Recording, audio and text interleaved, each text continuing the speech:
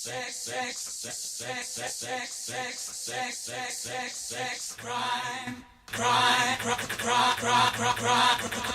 Open mic guest Mindy Jacobs, columnist with the Edmonton Sun, sharing her views on the legislation proposing equal shared parenting.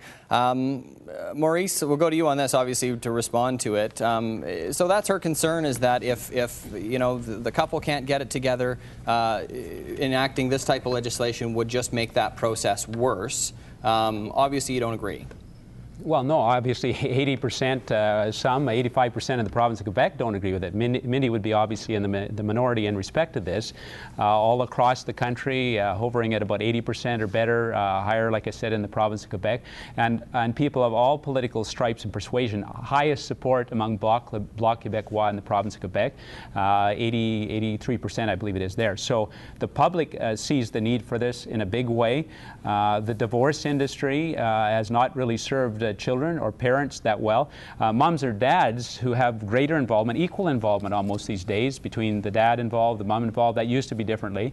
But why should a mom or a dad have the sole burden of responsibility for the care of children in the breakdown of a divorce, in the breakdown of this marriage? So if we can have a scenario, which we have in some of these other countries working it out, but the presumption in law of equal shared parenting, then there's the ready, willing involvement of the dad, of the mom, and all the sociological studies indicate that the outcomes for children are better when there's equal shared involvement, at maximum continuing involvement of both parents after the unfortunate breakdown of a marriage. Okay, and Marie, I want to go to an email from a viewer and bring some of our viewers' thoughts into this.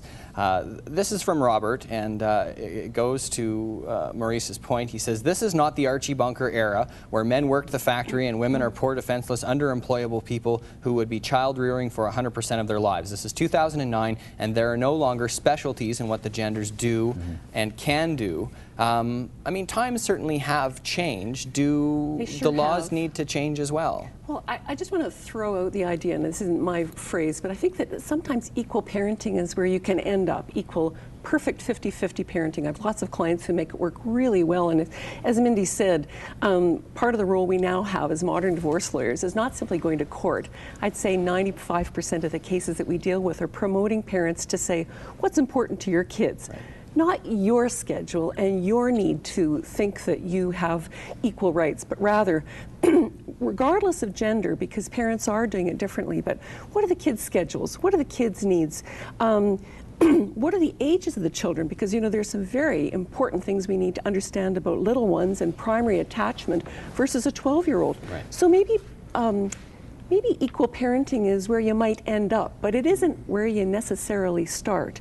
So there's lots more creative ways. I just think that this bill represents a sort of a top-down, superficially equal analysis, that the reality of many parents and their schedules can yield very, very highly successful shared parenting arrangements that don't necessarily have to be 50-50. On the other hand, there are a whole bunch of people who are highly acrimonious, for whom to try and make this work will bend kids in half, will constantly expose them to acrimony and conflict. These are exactly the people who can't make it work. But won't that happen anyway? I mean, why would this bill, with its assumption of 50-50 right off the bat, as opposed to a lack of assumption other than the parents will take care of these kids, why would this bill make those people that don't get along not get along any worse?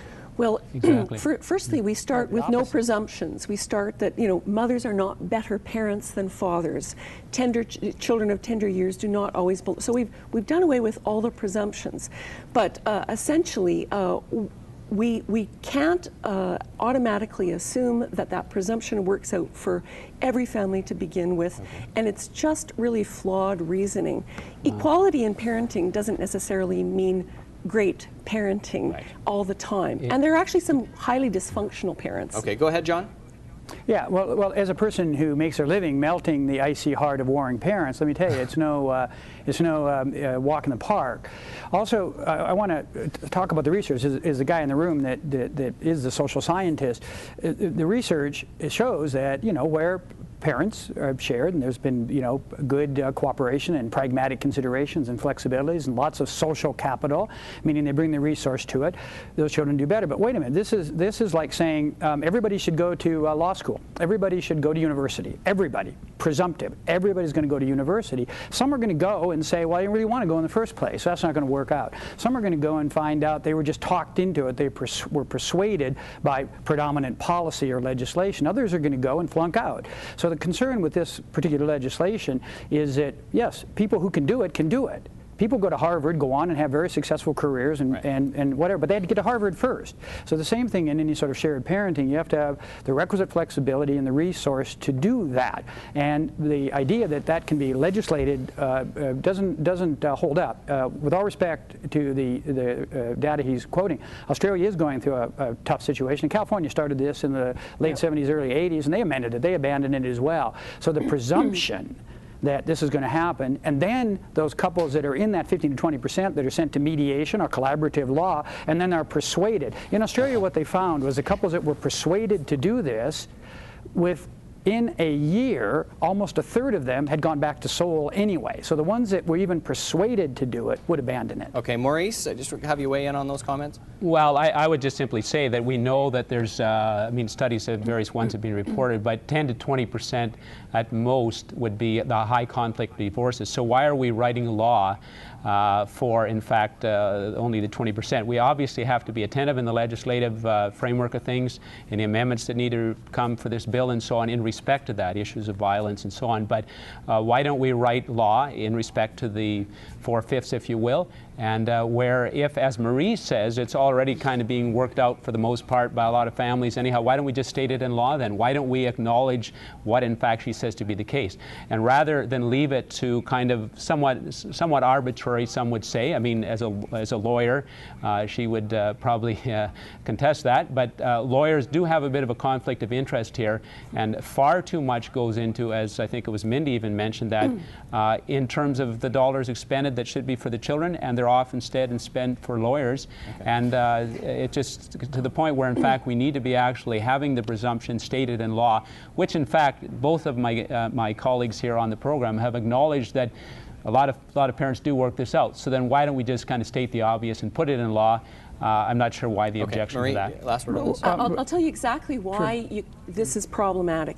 Is you're setting parents up who would otherwise enter into an arrangement which might or might not be 50-50. There's just no magic in 50-50 in parenting. But you're setting them up, Maurice, to throw mud at each other, because if they want to move off that cast iron presumption, they really need to show why the other parent is inadequate, poor, dysfunctional, not a good parent.